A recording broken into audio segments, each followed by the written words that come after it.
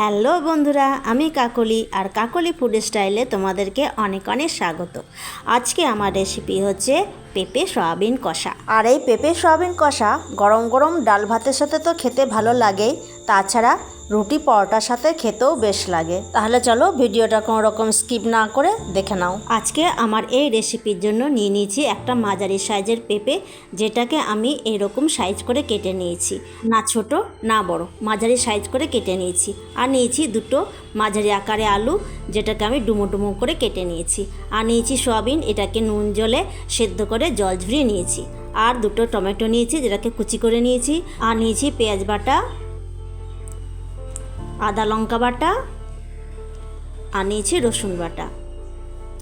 আর মশলার মধ্যে নিয়েছি এখানে হাফ টিস্পুন হলুদ গুঁড়ো, 1 টিস্পুন জিরে গুঁড়ো, 1.5 টিস্পুন ধনে গুঁড়ো। আর ফোড়নের জন্য নিয়েছি হাফ টিস্পুন জিরে, গোটা জিরে, একটা শুকনো লঙ্কা আর একটা তেজপাতা। এবার রান্না চাপাবো, চলে এলাম কড়াইয়ের কাছে। কড়াই চাপিয়ে কড়াইয়ে তেলটা দিয়ে দিয়েছি। তেলটা গরম হলে পরে সবার প্রথমে পেঁপেগুলো ভেজে নেব। বেশ সুন্দর লাল লাল করে ভাজতে হবে। তো পেঁপেগুলো সব দিয়ে দিলাম গরম তেলের মধ্যে, আর দিয়ে দেবো একটুখানি নুন। এখন পেঁপেগুলোকে ভালো করে ভেজে নেব। তো দেখো পেঁপেগুলো আমার ভাজা হয়ে গেল। এখন পেঁপেগুলোকে তুলে নিচ্ছি। এখন ওই তেলে আলুগুলোকেও ভেজে নেব। আলুগুলোকে সব দিয়ে দিলাম, আর দিয়ে দেবো এখানেও একটুখানি নুনটা দিয়ে দিলাম। এখন আলুগুলোকেও ভালো করে ভেজে নেব। আলুগুলো আমার ভাজা হয়ে গেছে, এখন আলুগুলোকেও তুলে নেব। পেঁপে আলু ভাজা হয়ে গেলে পরে এখন ওই তেলের মধ্যে সয়াবিনগুলোকেও ভেজে নেব। সয়াবিন লাস্টে ভাজতে হয়, কেননা সয়াবিন প্রচণ্ড তেল টানে, সেই জন্য সয়াবিনটাকে সবার লাস্টে ভেজে নিলাম। তো দেখো এখানে আমার সয়াবিনটাও ভাজা হয়ে গেল। সয়াবিনগুলোকেও এবারে তুলে নেব। এখন আমি কড়াইয়ের মধ্যে দিয়ে দিচ্ছি 1 টেবিল স্পুন সর্ষের তেল। এই রান্নাটা আমি সর্ষের তেলেই করছি। তেলটা গরম হয়ে গেলে একটা তেজপাতা ছিঁড়ে দিয়ে দিলাম, আর দিয়ে দিলাম জিরে আর শুকনো লঙ্কা।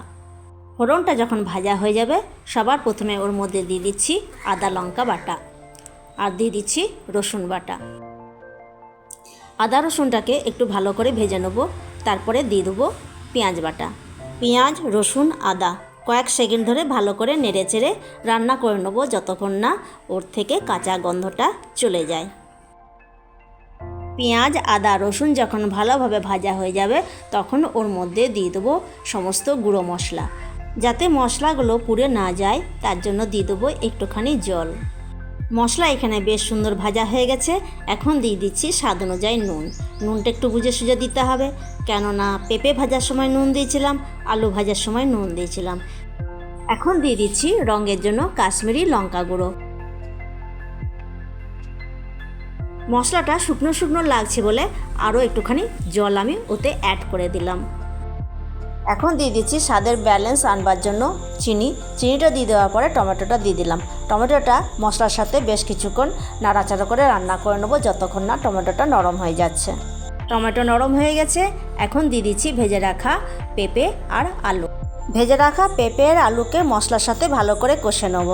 পেঁপে আর আলু যখন কষা হয়ে যাবে, তখন ওর মধ্যে দিয়ে দেবো সয়াবিনগুলো। এখন সমস্ত সবজিকে কয়েক সেকেন্ড ধরে নাড়াচাড়া করে রান্না করে নিতে হবে, মানে ভালো করে কষে নিতে হবে।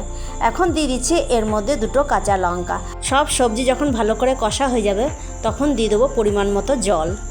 জলটা দিয়ে দেওয়ার পর 5 মিনিটের জন্য ঢাকা দিয়ে দেবো। 5 মিনিট পর ফিরে এলাম। এখন দেখে নেবো যে সবজিগুলো সিদ্ধ হয়েছে কিনা। তো আমি এখানে কেটে কেটে দেখে নিচ্ছি সবজি সেদ্ধ হয়েছে কিনা। সবজিগুলো সুন্দর সেদ্ধ হয়ে গেছে। সবজিটা এরকমই লাগা লাগা থাকবে, বেশি ঝোল করব না, কেননা এটা হচ্ছে পেঁপে সয়াবিন কষা, সেই জন্য এরকমই লাগা লাগা থাকবে। সবজিটা এবার না হবো, তো তার আগে দিয়ে দিচ্ছি গরম মশলা বাটা, আর দিয়ে দেবো 1 টেবিল স্পুন ঘি আর গরম মশলা। সবজির সাথে ভালো করে মিশিয়ে দিলেই রেডি হয়ে যাবে আজকের এই পেঁপে সয়াবিন কষা। তাহলে চলো তোমাদেরকে সার্ভ করে দেখাচ্ছি। তো দেখো বন্ধুরা, কত লোভনীয় লাগছে আজকের এই পেঁপে সয়াবিন কষা। তো এই ছিল আজকে আমার রেসিপি। তাহলে বন্ধুরা, ভিডিওটা আজকে এই পর্যন্তই। আমার পরবর্তী ভিডিও আসছে বুধবার ঠিক বিকেল 4টায়। ততক্ষণ পর্যন্ত তোমরা ভালো থাকো, সুস্থ থাকো, সাবধানে থাকো। আজকের মতো টাটা, ধন্যবাদ।